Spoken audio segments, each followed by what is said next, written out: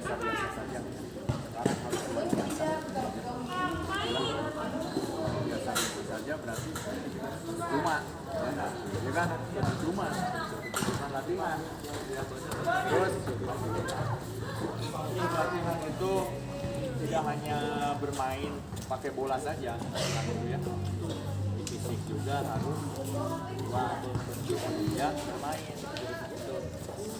Jadi jangan ada beban dalam latihan. Kenapa saya nggak pertahankan?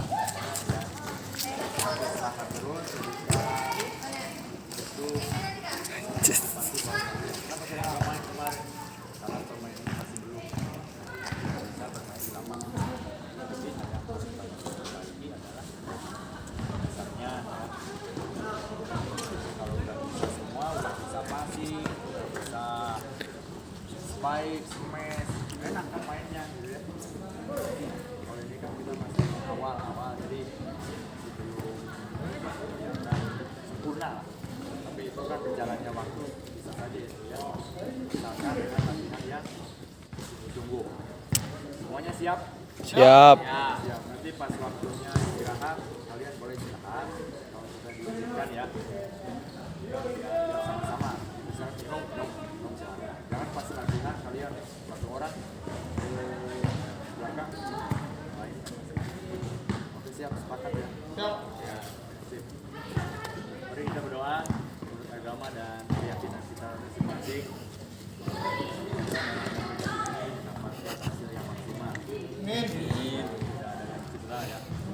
Berdoa agama dan keyakinan masing-masing. Berdoa pray.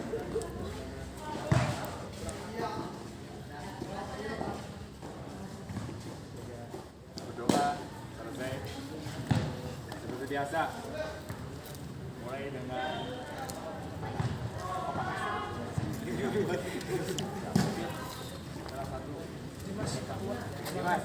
ya, mulai dari ketua nanti Pak, semuanya. ini kayak apa nih Pak? Lanjut terus ke Pak? Udah. Masuk kepada pokok inti ini ya. Sekarang budaya positif. Kalau budaya positif itu apa nih? Ada yang bisa membantu budaya positif? Seperti nih di SMA 1 nih. Kemarin luar biasa loh. Yang apa matematika ya? Mengadakan itu literasi mata pelajaran per mapel. Ini bagus ya. Seluruh siswa di lapangan dikumpulkan ya. Jadi mereka bersemangat. Terus juga ada hiburan ya. Ada kesenangan tersendiri kepada anak itu ya. Ada hadiahnya juga. Tuh. Bertambah kan motivasinya ya. Nah, itu jadi budaya positif. Ada lagi seperti apa kalau di dalam kelas budaya positif kita? Misalkan kita mengajar, budaya positif kan banyak yang bagus-bagus kan? Salam. Ah, salam. Senyum, salam, sapa. Wah, iya ada itu. Senyum, apa lagi? Salam, Sapa, semangat. santun ya. Oh, banyak ya. Itu. Baik. Nah ini pengertiannya budaya positif adalah nilai-nilai keyakinan dan kebiasaan-kebiasaan di sekolah yang berpihak pada murid agar murid dapat berkembang menjadi pribadi yang kritis, penuh hormat dan bertanggung jawab. Budaya positif juga adalah salah satu materi yang diajarkan dalam pendidikan guru penggerak. Jadi ini diajarkan ada ya. Nah sekarang masuk ke konsep disiplin, positif, dan motivasi. Nah ini ada pertanyaan pemantik ya untuk kita semua ini. Ada bagaimana cara membuat murid disiplin? Siapakah yang bisa mendisiplinkan murid? Apakah guru yang bisa mendisiplinkan murid? Atau kepala sekolah? Atau orang tua murid? Atau murid itu sendiri? Mengapa? Nah, ini agak ramai ya. Bagus ini pertanyaannya. Gimana? Apa ada dari ibu-ibu yang bisa? Oke, sip, Bu Lia. Kalau ditanya siapa yang bisa mendisiplinkan murid, Ya. jawabannya diri sendiri. Ya. Kenapa bisa seperti itu? Kembali pertama dari keluarga dulu. Ya. Gimana orang tuanya mendidik dari kecil untuk bisa disiplin. Kalau misalnya orang tuanya sudah mental tidak bisa dibantu oleh guru. Guru tapi tidak bisa merubah karakter seorang. Kan disiplin itu salah satu karakter ya. Ya. Tapi guru membantu mencarikan solusi bagaimana biar kamu nih contohnya tidak terlambat. Seperti itu ya. Tidak terlambat gimana mencari solusinya, bangun atau alarmnya nih dari jam 3 pagi sudah dihidupkan terus. Kayak gitu.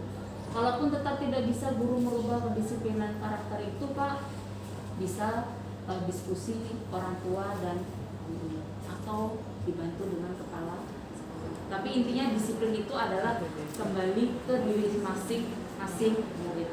Guru, orang tua, dan pihak sekolah ini hanya sebagai membantu. Seperti itu. Begitu kalau pernah saya. Aplaus dulu dong. Jadi ya, luar biasa. Nah itu ya, alhamdulillah ternyata Bapak Ibu luar biasa ya. Karena pengalaman itu maka akhirnya kan bisa melaksanakan kegiatan mengenai tentang disiplin itu ya. Dan memang betul, jadi disiplin itu memang kadang-kadang disiplin itu kalau dikaitkan ya, kadang-kadang dikaitkan kepada peraturan atau penghukuman ya gitu ya. Tapi sebetulnya bukan itu ya. Disiplin itu terjadi karena ada dari diri sendiri. Kalau ada dari diri sendiri, keyakinan, insya Allah ya. Jadi motivasinya datang dari diri juga, lebih memacu. Berbeda dengan ada motivasi ya, motivasi dari luar ya. Kadang itu jangkanya berbeda. Mungkin kalau motivasi intrinsik itu dari dalam itu lebih panjang, tapi kalau dari luar pendek. Mungkin hanya saat itu aja, jadi kedepannya bisa berubah lagi. Jadi diharapkan nanti kita kembangkan, kita tingkatkan lagi motivasi intrinsik kepada para siswa ya. Dengan bagaimana cara kita menangani siswa itu ya, lebih dekat lagi lah, kita lebih memperhatikan lagi kepada siswanya. Jadi ya.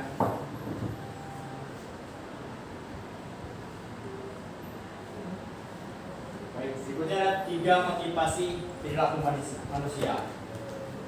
Nah, manusia ini yang pertama motivasi untuk menghindari ketidaknyamanan atau hukuman. Nah, ini adalah motivasi yang sangat rendah sekali ya, yang dipunya oleh siswa. Kenapa seperti itu? Karena biasanya siswa yang itu tuh hanya misalkan dalam pembelajaran tenang aja lah, soalnya ini pelajarannya seperti ini. Nah, jadi tidak ada rasa ada kemauan atau misalkan rasa ingin tahu gitu ya. Jadi dia diam aja, cuek lah gitu bahasa gaulnya ya. Terus yang kedua, untuk mendapatkan imbalan atau penghargaan dari orang lain. Kadang ada siswa seperti itu, karena kita beri imbalan ya, beri penghargaan, baru dia semangat. Tapi pas kita nggak beri ya, nggak beri imbalan atau penghargaan, malas gitu ya. Nah seperti itu ya contohnya ya. Ya. Terus yang ketiga, untuk menjadi orang yang mereka inginkan dan menghargai diri sendiri dengan nilai-nilai yang mereka percaya. Nah, dari 3 itu kira-kira menurut ibu-ibu yang mana yang paling bagus? Dari motivasi 3 itu. Ya, nomor 3 ya. Tapi tidak menutup kemungkinan ya, yang nomor 2 itu bisa digunakan juga. Kenapa? Alasannya dengan tujuan kita memberi itu untuk apa? Jadi kalau hanya untuk merendahkan yang lain, salah, berarti kan jelek ya. Tapi kalau tujuan untuk memotivasi yang lain, seperti kemarin literasi ya, kan yang lainnya ditambah semangat kan? Ya, Mau boleh motivasi. dilakukan ya, bukan penghargaan. Reward lah gitu ya bahasa santutnya. Ya, gitu ya. Oke, lanjut. Nah, motivasi. Nah, tujuan dari disiplin positif menanamkan motivasi yang ketiga pada murid-murid kita, yaitu untuk menjadi orang yang mereka inginkan dan menghargai diri sendiri dengan nilai-nilai yang mereka percaya. Ketika murid-murid kita memiliki motivasi tersebut, mereka telah memiliki motivasi intrinsik, ya. Jadi dalam diri itu tadi kan, ya. Yang berdampak jangka panjang. Motivasi yang tidak akan terpengaruh pada adanya hukuman atau hadiah. Mereka akan tetap berperilaku baik dan berlandaskan nilai-nilai kebajikan, karena mereka ingin menjadi orang yang menjunjung tinggi nilai-nilai yang mereka hargai. Jadi mereka sendiri, ya, dari diri sendiri yang harus kita tanamkan, ya. Nah, sekarang keyakinan kelas. Kita lanjut ke keyakinan kelas. Ini sama dengan kesepakatan kelas, ya.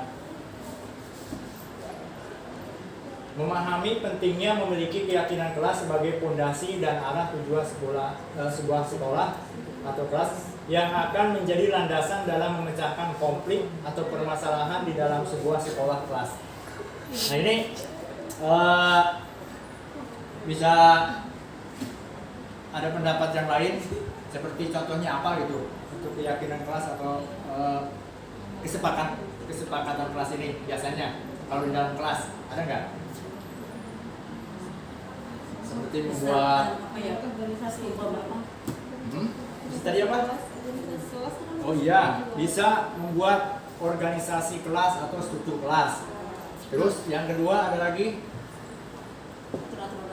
Bertanggung jawab bertanggung jawab, tata tertib, terus juga peraturan. Nah, itu ya.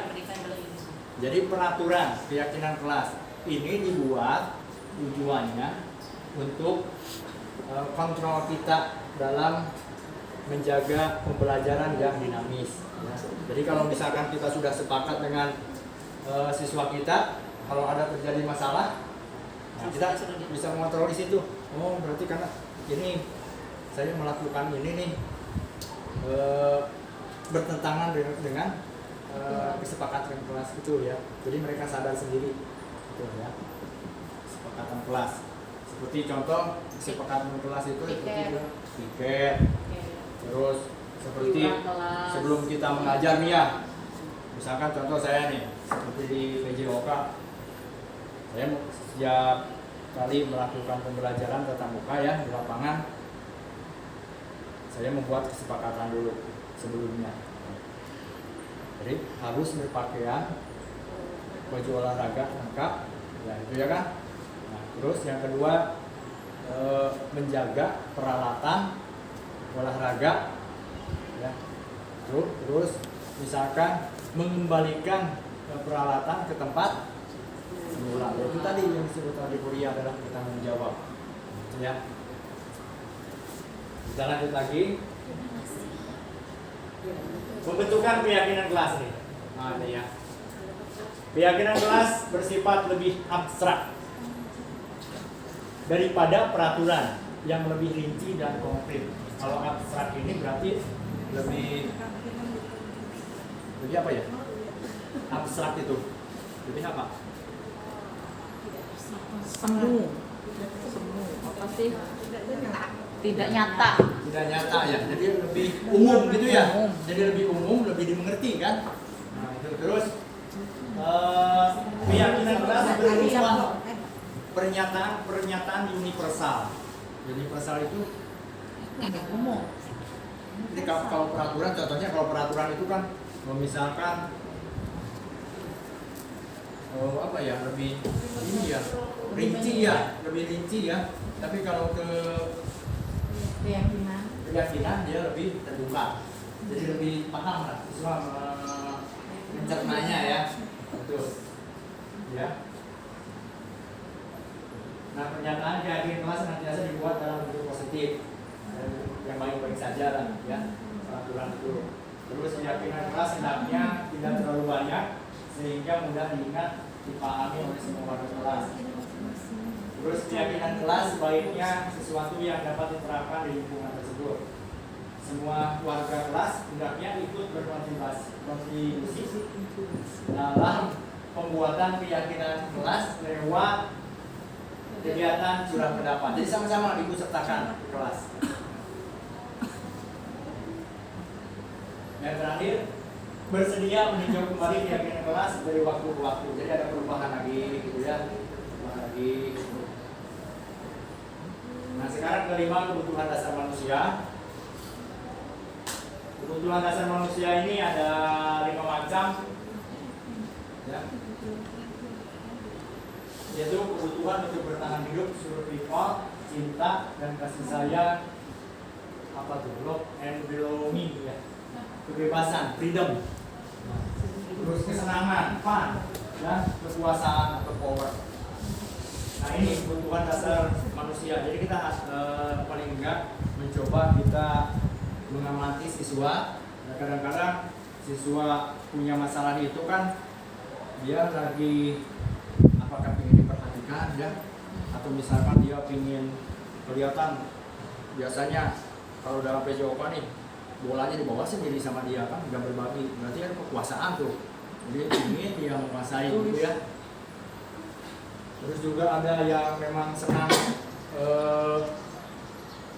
apa ya, ke teman-temannya gitu, ada yang senang bermain gitu ke teman gitu ya. Gimana ya tuh maksudnya tuh, apa tuh? Menggoda gitu kan, ada yang menggoda gitu ya. Berarti kan dia pingin diperhatikan, kan itu ya. Cari perhatian. Nah, cari perhatian, caper lah gitu ya. Jadi nanti kita bisa melihat dari situ, oh seperti itu anak ini, gitu ya. Oke, lanjut lah. Oke nih, sekarang ke posisi kontrol guru. Nah, jadi kelihatan nggak? Karena nggak kelihatan, saya sebutin aja lah, baca ya. Jadi ada 5 posisi kontrol kita sebagai guru. Yang pertama guru penghukum, ya. Nah, guru penghukum. Yang kedua guru pembuat rasa bersalah, ya. Yang ketiga guru sebagai teman. Nah, terus yang keempat guru pengontrol. Nah, terus yang kelima guru sebagai manajer. Kalau dengar manajer itu kan biasanya perusahaan ya. Tapi kenapa ada di guru? Karena guru itu kan profesional ya. Karena sudah mampu, selain mengajar kita sudah mampu mengetahui sikap, dari tadi kan sikap, karakternya, itu profesional ya. Selain dari kita pengampu di bidangnya kan, kita di bidangnya, tapi ada di luar itu juga kita sebagai pembimbing atau melatih juga itu. Jadi profesional ya. Nah itu ya. Jadi contoh nih, untuk guru penghukum biasanya tindakannya ya. Tindakannya memarahi, ya. Terus mengkritik, apalagi menyakiti, terus melakukan tindakan kekerasan. Nah, ya. Terus kalau perkataannya seperti apa? Contoh perkataannya seperti kalau kamu misalkan tidak menuruti bapak untuk aturan ini, kamu kemana? Terus up gitu ya. Nah, seperti itu kan. Terus akibatnya kepada murid tidak peduli dengan gurunya atau tugas sekolahnya. Dia kan tidak peduli, membangkang. Ya. Terus motivasinya yang didapatnya karena dari Ekstrinsi. ayo iya, berarti dari luar ya. Hanya dari itu, kan? Yang kedua, contoh dari guru pembuat rasa bersalah. Tindakannya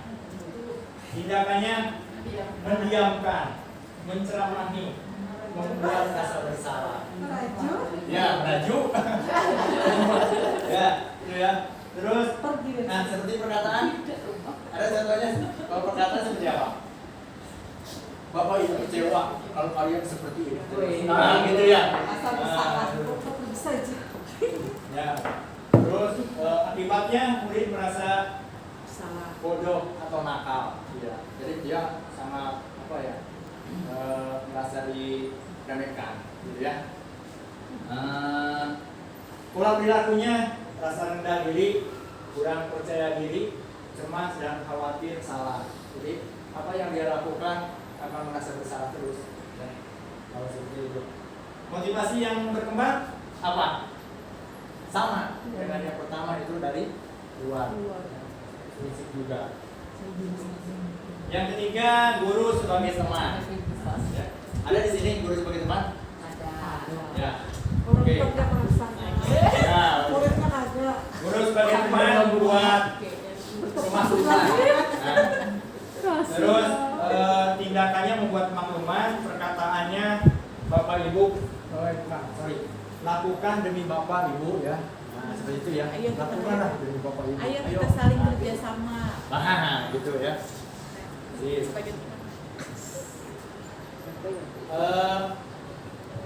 Akibatnya ya merasa guru adalah teman yang bisa memaklumi kesalahannya. Nah itu ya. Terus pola perilaku menjadi teman tergantung cenderung menunggu. Motivasinya sama prinsip. Ya itu ya. Karena merasa jadi teman, tenang aja. Iya. Buktinya ya tenang aja. Bisa terus nunggu ini santai aja. Nah gitu ya. Oke, berikutnya guru pengontrol. Karena waktunya udah ini agak cepat aja ya. Guru pengontrol memantau dan mencatat. Dia memantau aja. Oh itu ada. Sekedar absen gitu ya. Terus perkataan.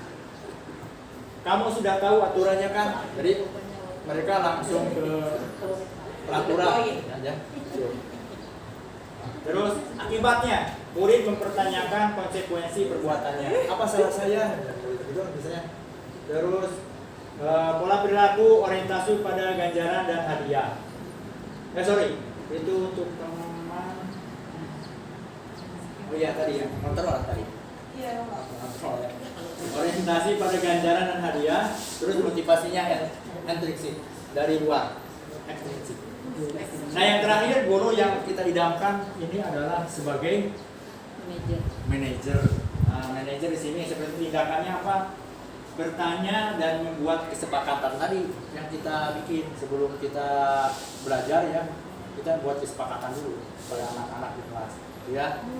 Terus perkataan apa sebenarnya harapanmu? Nah, ya, itu perkataannya biasanya kalau menemukan masalah ya. Terus akibatnya apa yang bisa saya lakukan untuk memperbaiki. Nah, jadi kan ada dorongan dari diri sendirinya dia memperbaiki. Pola perilakunya disiplin dari dalam diri. Nah, motivasi yang berkembang tadi itu kalau manajer tadi intrinsik dari dalam diri. Ya, ini terakhir ya dari Bapak Ibu. Sekarang ke restitusi, sebuah cara menanamkan disiplin positif pada murid. Apabila kita menemukan masalah, kan tidak mungkin kita baik aja kamu ya bersiswa ya. Terus atau misalkan ke bagian kesiswaan biar mereka bertindak. Nah, harusnya kita berusaha membantu juga. Nah, itu juga buat kebaikan kita sebagai guru dan kepada peserta didik juga. Nah, di sini ada restitusi ya. Restitusi adalah proses menciptakan kondisi bagi murid untuk memperbaiki kesalahan mereka sehingga mereka bisa kembali pada kelompok mereka dengan karakter yang lebih kuat. Nah, dalam Gosen ya 2004, restitusi juga adalah proses kolaboratif yang mengajarkan murid untuk mencari solusi untuk masalah dan membantu murid berpikir tentang orang seperti apa yang mereka inginkan dan bagaimana mereka harus memperlakukan orang lain. Jadi intinya menghargai diri sendiri dan menghargai orang lain. Nah itu. Jadi apabila kita menemukan siswa bermasalah, kita berusaha untuk langsung secepatnya ya, secepatnya kita berikan tindakan. Nah tindakannya yaitu yang pertama menstabilkan identitas, kedua validasi tindakan yang salah, dan yang ketiga menyatakan keyakinan atau kesepakatan kita yang sudah dibuat. Contoh dalam menstabilkan identitas ya, atau kalau kita menemui masalah ya, misalkan tenangkan dulu anak itu. Jadi tanya ya. Jadi kamu bukan satu-satunya yang bisa melakukan seperti ini, ya. Tetapi dalam narasi, artinya dalam narasi yang lemah lembut, ya. Ya sama aja kalau kita melakukannya sambil marah-marah, ya bukan tindakan juga kan, malah bikin apa lagi? Bikin memperburuk suasana, gitu ya. Dan itu. Terus yang kedua tadi tindakan yang salah. Kita coba bertanya, kamu tentu punya alasan mengapa melakukan ini, gitu ya. Tanyakan alasannya. Kenapa kamu bisa melakukan seperti ini? Pasti dia berusaha untuk membuka, gitu ya, membuka diri. Dan yang terakhir adalah keyakinan kelas. Nah, keyakinan kelas tadi atas kesepakatan kita bersama, misalnya siswa itu tanya sebelumnya apa yang kamu lakukan. Ya, paling tidak harus ada konsekuensinya, konsekuensinya ya, itulah konsekuensi gitu ya, sampai beberapa kali disebutkan. Jadi ada hasil dari kesepakatan itu, jadi kita bisa mengambil tindakan yang tepat dan benar. Nah, baik, itu Bapak Ibu untuk hari ini. Terima kasih atas waktu dan kesediaannya ya, menyempatkan waktu luang setelah pembelajaran tadi di kelas ya. Oke, mohon maaf apabila ada kata-kata yang kurang berkenan. Dan mudah-mudahan ini bisa bermanfaat buat kita semua. Amin. Yang kedua, sebagai tujuan dari Kemdikbudristek dan Menteri Pendidikan dalam program kurikulum baru ya, kita mendukung ya, berusaha mendukung, di mana yaitu tujuannya Merdeka Belajar menuju profil pelajar Pancasila. Nah, itu. Terima kasih.